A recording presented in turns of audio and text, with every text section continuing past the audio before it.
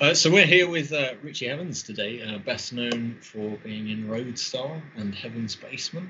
Thanks for coming, Rich. No worries. Pleasure to be here. Yeah, so the reason we asked Richie to come on was in our main feature this week on Full Time Band. We're looking at underrated or lost bands. And we both kind of, when we had the conversation, Richie, we kind of both immediately spoke about Roadstar and obviously your time with the EP with Heavens Basement. I mean, first time me and Ryan met, actually, we were kind of chatting about our musical interests, and it was weird because it's for me it was really cool when we both spoke, and we both immediately spoke about Grand Hotel and obviously Glass Mountain, you know, and how much they were killer records that had kind of just been lost in time a little bit. Yes, they are a little bit. Yeah, it's I don't think I've listened to Glass Mountain or Grand Hotel myself for years. I think it's always strange. Every now and then these days, you know, maybe I will hear one from a friend or family member or somebody who's playing it, and I do actually go, "Who's that?" And then they'll go, "It's you," and I go, "Oh yeah, God, I forgot about that." So yeah, they have got a little bit lost, but we still get a lot of, you know, messages online and stuff from people who still say they really enjoy them. So it's always nice to get those messages and to know that it's still, you know, reaching people in some shape or form. So that's always a positive. Yeah. Let's go right back to the beginning of it all. I'll try. Give me a minute. Give me some coffee. Do my best. Yeah. So when you joined Hurricane Party in 2003, I know we look back and we thought, no. What was I think I was about 7 then. I think because I'm young now still. So. What were you doing like before that moment? Like, how did like that whole conversation and you joining the band like come about? God, it does make me sound old when I say this, but I was living down in Brighton. I was just kicking about, singer in sort of bands, wanting to be in a good band, and not really knowing sort of how to make that step up from sort of playing in a bar, you know, acoustically with somebody, to being in a band, you know. And every sort of endeavor that I tried just, you know, inevitably turned into just nothing, or just, you know, and it just wasn't happening. And I just, the old-fashioned style, I just looked in the back of Kerrang at the time, and at that time Kerrang used to have ads for musicians in the back, and I just saw rock band looking for a singer, London, contact this number, send a demo, as you did then, just like a CD with some pictures. So I did, and then got a call back from the manager, and he said, "Come up and audition." And I went up and auditioned, and yeah, was lucky enough to get the gig. But yeah, it was all very sort of old school, you know, in that style. So yeah, it does bring back memories. Yeah, that's kind of what it provoked to me when you said that. I mean, I've got a load of vintage Kerrang sat next to my bog at home, and you're looking back at them, and I'm actually better at the crosswords in the 70s ones than the new ones, which is interesting. Fair enough. I really like that sort of old school way of doing it. You know, it feels a lot more organic, and how quickly did things kind of take off from that point then? Very, very quickly. I mean, when I joined, the band was already established. You know, they were. You know, I remember turning up and I saw Johnny and I saw Rob, and I was like, "Oh, these guys were cool." You know, they had it going on. It was just like Guns N' Roses walking down sort of Dagenham High Street towards me, and I was just like, "This is good." But they'd already been on tour with Status Quo. They already had like a massive bank of songs that had been written. So I think, I was kind of taking on more. They had more tours coming up. They'd had problems with the singer beforehand. I don't know what that had nothing to do with me. They decided to replace him.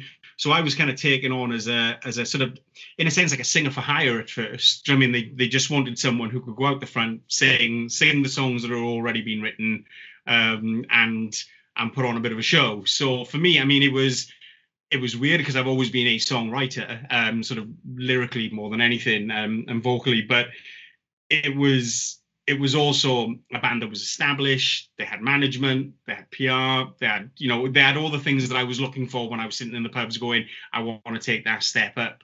So for me, it was a really easy decision to just kind of go, yeah, definitely, you know, I'll sing somebody else's songs. That's fine for me, you know. And loved it. And luckily enough, I had quite a good connection with the boys straight away. Because again, they were already established. You know, there was it was Johnny, Rob, Chris, and then it was Creepy, if you remember, the original guitarist before Sid joined the band. And they'd been together for a while, so they were like a bit of a gang, you know. And I was suddenly this new guy that had to come in and sort of front this thing that had already been created. So that was it was a challenge, you know, but it was a welcome challenge, definitely. No, brilliant. That's really interesting. When did the change kind of come to? Did anything change when you made the decision to go from Hurricane Party to Roadstar? You know, in terms of like, was there any musical changes? Or was it literally just a name change at that point? That was one of those weird things. It was we called Hurricane Party. I was never a massive fan of that name, but you know, it would already been established, so fair enough. But apparently in America they have sort of, when they know a hurricane's come in, they throw hurricane parties, and they all get together in their houses to sort of party in this hurricane.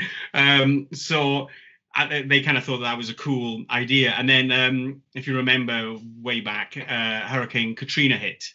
And there was a lot of, you know, press about it, and there was a lot of, you know, it was a terrible thing that happened, and it just started to feel a little bit uncomfortable, you know, with all the press that was surrounding it as a band, to go on stage and go, "We're Hurricane Party," and you know, you could almost see people in the crowd at the time kind of wincing, going, "Oh, that's a bit insensitive."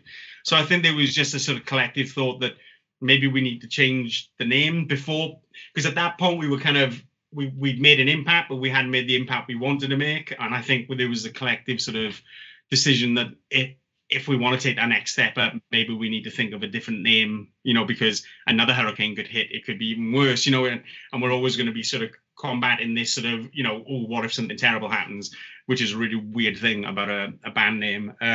So yeah, we decided on Roadstar, which was obviously a song from the Hurricane Party EP.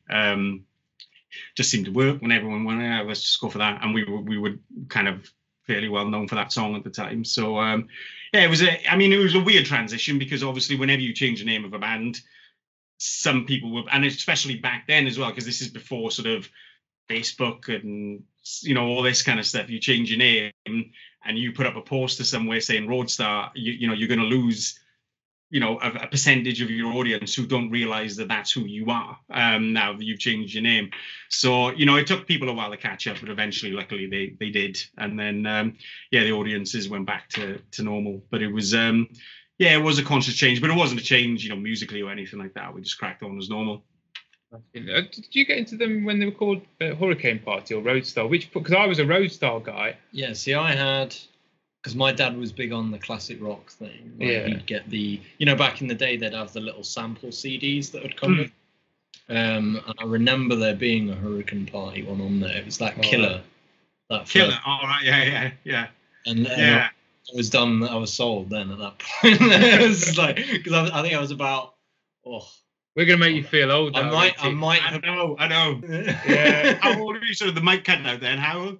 I might have been about 8 years old. Yeah, if it works. We look about 45. I know, it's not... of the scruff, but I think I saw mine was more Roadstar, and I saw you boys because I went to, my first gig was seeing Whitesnake. Right. Okay. And the boys in the Answer supported him. Yeah. He did the Answer, and then my mum and dad took us to go and see that free bill that you did with Rose Hill Drive and the Answer. Yeah. And I think. Yeah, and I saw you at Peterborough, and I had to lie to get in because it was an over 14s gig. And I think I was fucking 12. And my dad, because I was a bit sheepish when I was a kid, my dad got me to the door and he just went, "Right, if anyone asks, you're 14." And I was like, "Oh, fucking hell."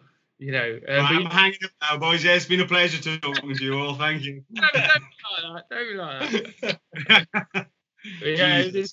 But yeah, I was more. I kind of came in when you was already quite well established as Roadstar. But I can remember that gig, man. I mean, it was I was obviously coming in from a more of an Answer angle, but I was just blown away with you guys and the energy And with yourself in particular, Richie, like obviously because at that point I'm a guitarist now, but before my balls dropped, I was a singer.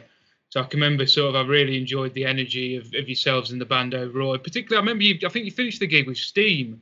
I think that was before Glass Mountain came. And that was such a good way to was listening back to it on Tuesday when we was planning for the interview, and just the energy and the way it builds, as a kind of end of a gig. It's great, man. That was always, I've thought about that song for years, but that was always a good closer, actually. Even the lyric, I'm letting off steam. And yeah, it was a nice one for me to close because it was slightly in my lower range. So no matter what damage I'd done to my voice during the gig, I could always kind of almost sing that one. But it was, that was a good song. I'll have to listen to that myself after this this little thing. I knew that for years. But yeah, that was a great song. We had a really good night Tuesday, didn't we? Because we were kind of planning it out, and then we were both reminiscing, going through both albums, and then the HB EP, and there's some fucking killer songs on there, man. I mean, take kind of the next question. I play with a band called These Wicked Rivers, and we're kind of we've only just done our first album, and I had a look at obviously Grand Hotel, and I believe that Kevin Shirley produced that, didn't he? And yeah, he didn't produce it. He mixed and mastered it. No, sorry, he mastered it. Okay. Did you boys did you record that independently, and then it got sent to Kevin, who then kind of did the overall mix? We were lucky enough to live like rock stars for a minute. So we at the time when we did Grand Hotel, we were signed to Sanctuary. So we did the album ourselves and produced it. And then we were flown over to New York, the whole band and management, and we all went over and we mastered it with Kevin in New York. And there were a few bits that we had to tweak while we were out there and stuff like that. But we were lucky enough to sort of go into this studio, and it was like, Kevin Shirley would tell us stories about, this is where they did 9 Lives with, Aerosmith and all this kind of stuff. And, it was just one of those things, you just look around the room and you think the amount of people that have come in here. But, you were, because it's Kevin Shirley as well, and you're working with him, you were treated like, royalty. When you walked in, it was the band has arrived and whatever you wanted was brought to you, and, and all this kind of stuff. So it was, that was an amazing experience. But yeah, he really brought it to life. Definitely. So it was, that was a real honor working with him. Yeah, it's a great sounding record, man. And I mean, obviously we spoke about us being little sprouts. How old were you at this point, Rich? I'm not saying. I was 16. They won't let me in the country. No, I think I was about mid-20s when we were doing the Grand Hotel. I can't remember exactly when that came out, but I think I would have been about 25, 26, something like that. I think maybe a year or two older. But it was I was in my prime, so it was quite a nice place to be at that point in my life. I got to be honest. Yeah, it was cool. Moving on to like that transition of when you guys moved from Roadstar to Heavens Basement. What things like changed for you during that period? Like, what are the positives and maybe something that you like missed from like before? Yeah, was there? No, I mean, in all honesty, the end of that whole Roadstar episode, behind closed doors, obviously, to the public, we released an album, and then suddenly we just ended. But it wasn't the best at that point in sort of band history for us. It became there were a lot of sort of different factors that were happening behind the scenes that had kind of created quite a toxic environment for everyone. And people were sort of being misled. There were, people being told things about other people, and other people were being told something about someone else, and all the usual story that happens with rock bands. Management get involved and start whispering in people's ears and want, certain things to happen. And it become quite not great, especially between us and our managers at the time. And then I'm not going to say what it was, but something was discovered, and Chris called a band meeting, just band meetings, and we got together and had a chat and realized that a lot of this stuff had been going on behind the scenes, and we cleared the air a lot and stuff like that. And if we wanted to move on, we had to leave everything else behind. We didn't own the name anymore. We didn't own the songs anymore. This is the kind of stuff that had been happening. So if we wanted to move on as a band, we needed to move on and leave everything that we had done before behind. So it weren't, the best times at that point. A lot of big decisions having to be made by people, a lot of people looking inwards and kind of thinking, right, do I want to carry on down this road, or do I want to do something else, and all that kind of stuff. But we were lucky enough that after a few months, we came to the consensus that we did want to carry on as a band. And if that meant leaving, the name Roadstar behind and all the songs behind, then we were willing to do that and start again. And that's what we did. So we got together. We wrote some songs. We liked the songs that we'd written. We liked the vibe that we were giving off. Came up with a name. And off we went. And it was weird again. It was almost like for the third time in our career, we kind of had to start as a band again. So we would turn up to sort of shows, because we were lucky enough that we still had a lot of the contacts that we had, so PR and, promoters and stuff like that. So they would put us on shows and we'd turn up, and people who were fans of Roadstar would go, "Oh my God, it's you." And we would play, and then they go, "Well, why are you not playing Roadstar? Why are you not playing this?" So it was a bit of a weird time at the beginning. But I think that for me, sort of like the Heavens Basement days were, better for me personally. And I think, I think we personally, I mean, people might disagree with me, but I thought we took a bit of a step up into Heavens Basement. It took a slightly different sound. So we, some people who were in the die-hard sort of classic rock, AC/DC kind of thing, maybe fell away a little bit. But for the most part, the people who loved us as a band stuck with us. And we went on to do some good things, I thought, definitely. Was there like a moment where you guys made that choice to go down the road of having a bit of a heavier sound? Because like there is obviously a noticeable difference. No, I mean, I don't think that we sort of sat down and we were right, we need to have a heavier sound. But I think that our influences came through a lot more. I was a lot more involved in the writing of sort of lyrics and vocal melodies than I was, because like I said, that the bank of the song, Glass Mountain and Grand Hotel had all kind of already been written really before I joined the band. So with Heavens Basement, I was allowed to sort of enter the fray a little bit in sort of songwriting and putting my lyrics down. And I think my lyrics are, I'm slightly, I don't know, more disturbed. So I think that the lyrics definitely became slightly darker simply because of that. I like to write about what I know and what I feel.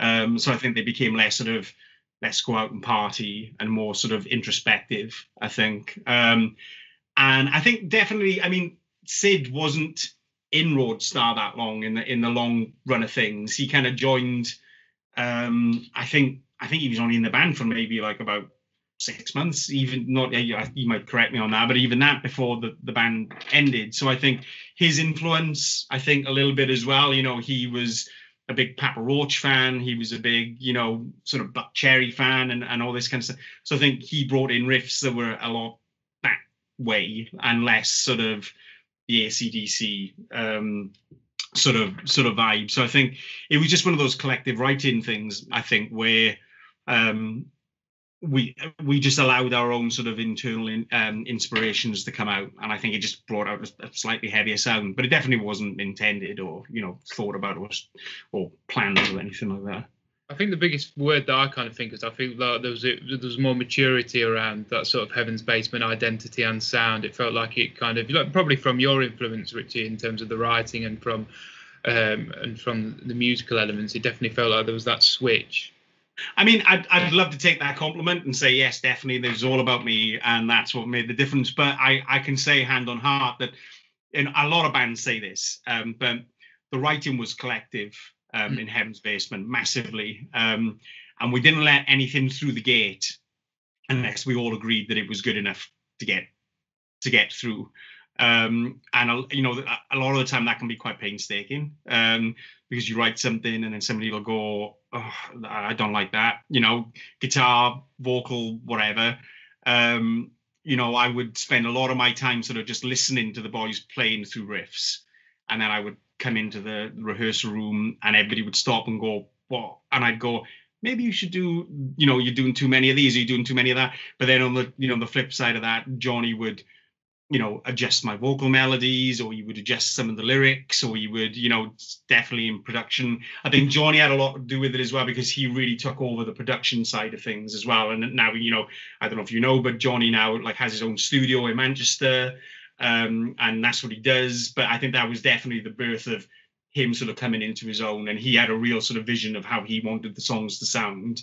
And a lot of us, you know, we just trusted him and bought into that vision. And I think he did a great job. I mean, things like Executioner's Day was recorded in Johnny's bedroom, do you know what I mean, and stuff like that.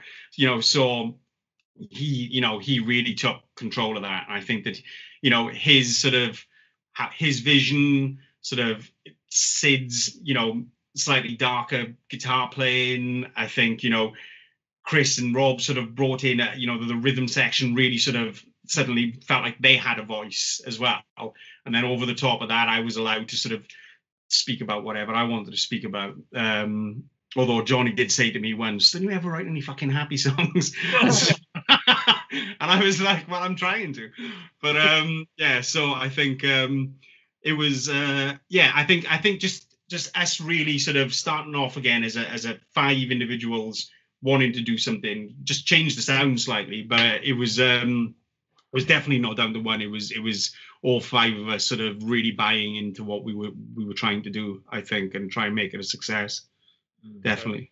I fucking love that EP, man. I think that EP is great. I had that. Well, I don't think I saw you when you fronted Heaven's Basement, sadly, Richie. But my mum and dad went and brought me back an EP signed by you and the boys. That first EP, and obsessed with, like you're saying with Sid. I was becoming kind of my transition into being a guitarist at that point, and some of the guitaring on that record is class. You know, I think as you say, you felt like it was, you really did spend time, you know, with them. Oh, I mean, to take nothing away from Creepy, I love Creepy, not loved, he's still with us. But I love Creepy. But for me, Sid was like a phenomenon. I can never say that word. You know, I think he was 18 when we were in Heaven's Basement, and I'd sit there and watch him do the solo for like Executioner's Day or something like that, and he would just beat the shit out of his guitar as he was playing it. But it just, some of the sounds that he just got out of it, like even now as I'm talking about it, would give, like, raise the, you know, the hairs on the back of your neck. Like, he was, like, even to this day when I play that solo to someone and go, he's 18, people go, what? Do you know what I mean? It's like, Christ, I couldn't even talk properly when I was 18, let alone play guitar like that. Do you know what I mean? So it was yeah, he was definitely a good addition to the lineup. I would definitely say that. What would you say is like your big highlight from all of this, like the Heaven's Basement or Roadstar? Is there like a moment that stands above the rest? I mean, it always sounds like you're just kind of showing off, but when we got to support Bon Jovi, that was, I was another level. It's gotta be a moment, surely. Yeah, I mean that was just the whole day of it. You know, not necessarily just being on the stage, but sort of going into the stadium and being shown where your dressing room is, and you know you go like you see in like old Guns N' Roses or Metallica sort of documentaries where they're in a, you know, like a gym changing dressing room, and that's your dressing room with your name on it, and you know, when you get to walk through those corridors and up into the thing. But like, you know, even just going to catering and looking out the window of catering, and you're looking on to sort of Manchester City football ground field, and it's empty at that point, and they show you where the stage is, and they take you on the stage, and you stand on this stage, and you're just looking out, and it feels, you know, like it feels like it's going like this, so you can't see me on camera, but it feels like it's going like that over the top of you. And then once they're filled up with people, I mean, we were just so excited. I know people are different. Some people would sort of shy away from that, but for us, we were like, we wanted more people. We were gutted that there weren't more people in there. You know, we were like, no, that ain't enough. So, I mean, that whole day was just you know, that was something special. But I don't know. I mean, like, you know, going to New York with the boys as well, and getting to spend time in New York, being in a rock band, you know, and walking around like you're a rock star. That was pretty cool. You know, like some of the people that we've got to play with. You know, I've always maintained that I've been so lucky, like genuinely lucky, to have met those guys and to have been given the opportunity that they gave me. You know, and yeah, I've really enjoyed it. No, that's killer, man. I love the how you're looking back with such positivity as well, you know, and it just being encapsulated by that. I think that's really cool. You can't look at it any other way, because you know, any sort of low, you know, is you know, sorry, it sounds a bit, you know, whatever, cliche or something, but somebody says, you know, it takes a lot of wrong answers to find the right one, you know, and we used to say in the band, even when we were writing, you know, every no leads to a yes. So, you know, eventually you find the right way by going the wrong way. So any sort of low that we experienced in our careers, I think all of us now, especially because, you know, we've had a bit of time to reflect on it and stuff like that. We met up, I think, all of us about, I can't even remember what it was now, a year ago, maybe. It was just after New Year's Eve some point, either last year or the year before.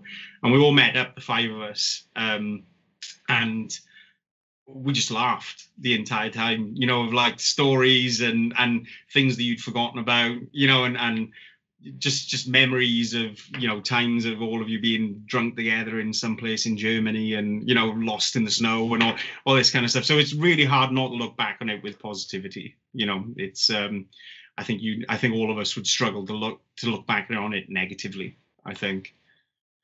No, that's cool, man. I mean, obviously, kind of going from that positives and kind of reflecting at sort of the end of your time with the band. I think both me and Ryan, when we was chatting and preparing for the interview, remember it kind of coming out in different things, that it was from your side of things, it was kind of down to the intense touring schedule that you decided to take a step away from the band. I think that was sort of February in 2010. I mean, chatting about it from my own experience with me and the boys, it's something that you've kind of reached that point. I've always desperately wanted to get to that, but I've always felt like are we ready for that as a band? Do you know what I mean, in terms of that intensity, if we ever got to that point? And are you able to, if you could reflect on that time and just give it, you know, the end of my time in the band? Yeah.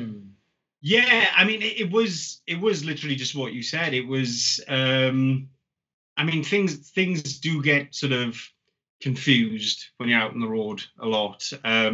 You lose sight of what you're doing, I think, a lot of the time. And we were like so busy and we were so doing well. You know, we would literally jump. I think we finished like a Papa Roach tour of like 2 or 3 weeks. We had a day off, and then we started Buck Cherry, and then we did Buck Cherry for 3 weeks. And then I think we had a day off, and then we did Sonosphere. And then I think we had a week off, and then we were going back into rehearsals, and it's, you know, without sounding like too much of a lead singer, it's hard as a singer as well, because it does take a toll on your voice. And it's, you know, you're spending a lot of your time when you're touring that intensely, just trying to look after your voice, basically, because you still, you know, whether you like it or not, you got to get up on stage the next day and do it. And you know, you go through points where, you know, sometimes I didn't even have half my range, you know, but you still got to do 3 or 4 nights in a row and stuff like that. And it kind of gets you down a little bit. That's the truth of it. You know, after a while, when you're not performing to the level that you want to perform, and you're not sort of hitting the notes you want to hit and impressing people the way you want to impress them, when you're having to go on stage and sort of sing like a bloody baritone for the entire gig just to get through it, you don't really enjoy it. So it starts to sort of weigh you down after a while. And I got to a point where it was just starting to weigh me down, and every time I kind of stepped away from it, I found that my want to go back to it was lessening and lessening. And it was starting to become a bit of a chore for me. And we would go home for a week, and by the end of that week I was thinking, oh God, I got to go back, and that's not any kind of place that you want to be. And it was just the intensity of it. And then I saw the schedule for the following year, and it was just as intense. And just for a moment in time, I thought, I can't do this. I've kind of done all the things that I want to do. It's just going to be more the same for the rest of my life and all this kind of stuff. And I just made the decision that I just wanted to step away from it. I didn't want to do it. I didn't want to carry on. And it was a shock for everyone. It was a shock for me, when I finally kind of came to that conclusion. But I definitely needed to step away from it. I didn't feel like I had anything else to sort of offer. I didn't have anything else to say. And I just felt like I was becoming a bit of a parody of myself or something. So I just sort of decided it was time to do something else. And yeah, that was it really. It was very sad. That's what happens, people come to the end of their tether sometimes. So no, yeah. I respect that. I mean, me and Rye talk a lot about the dangers of, it's weird that you articulated it like that, becoming a parody of yourself. I think we often have this conversation with other bands. I think it's as much as I think it's very easy to get stuck in, like you say, because it's that constant touring schedule. You get stuck in the fact that you're just on autopilot a little bit. And the whole point of it all is it's meant to be a rebellion, and it's meant to be something that you enjoy, and it's meant to be the opposite of working in an office or all that shit. So when it's a little bit and you're on autopilot, I kind of respect the fact that you made that decision that that's not what you want to take from it, and you don't want to become a. So no, it sounds like it was.